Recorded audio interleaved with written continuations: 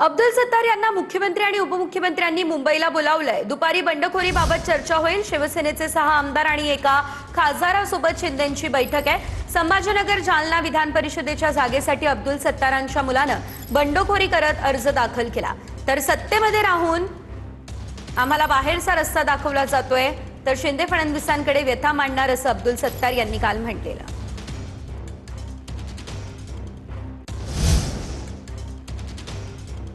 सत्तार हे शिंदेंनीच घेतलेल्या निर्णयाला विरोध करतायत असं प्रशांत बंब यांनी म्हटलंय। तर अब्दुल सत्तार यांनी बेळीच ठिकाणावर यावं असा निशाणा प्रशांत बंब यांनी साधलाय। फॉर्म्युला ठरलेला असताना विरोध करणं म्हणजे शिक्षणाचा अभाव आहे असंही त्यांचं म्हणणं आहे।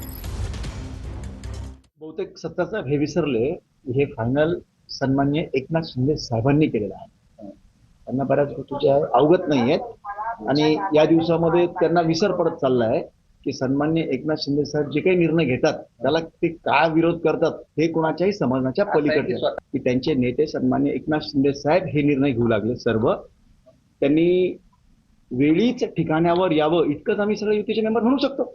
इतकं साधं गणिताला थोडा शिक्षणाचा अभाव। अब्दुल सत्तार यांनी कामाख्या देवीची महती सांगावी हे हास्यास्पद आहे। संजय केनेकरांची अब्दुल सत्तार यांच्यावर टीका। सत्तार स्वतःच्याच पक्षश्रेष्ठींना आव्हान देतात असंही केनेकर म्हणाले।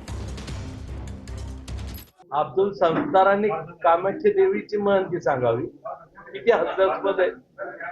खरी तर गोष्ट स्वतःच्याच श्रेष्ठीला आव्हान देणारे हे व्यक्तिमत्व आहे। यांनी ज्या ज्या पक्षात गेले त्या त्या पक्षातल्या प्रथम श्रेष्ठीलाच आव्हान दिलेलं आहे आणि हे श्रेष्ठीला आव्हान देणार आहे। त्यामुळे त्यांच्या पद्धतीने डोमकम कावळ्यांनी शाप द्यावा तसं आम्हाला त्यांनी शिकवलं।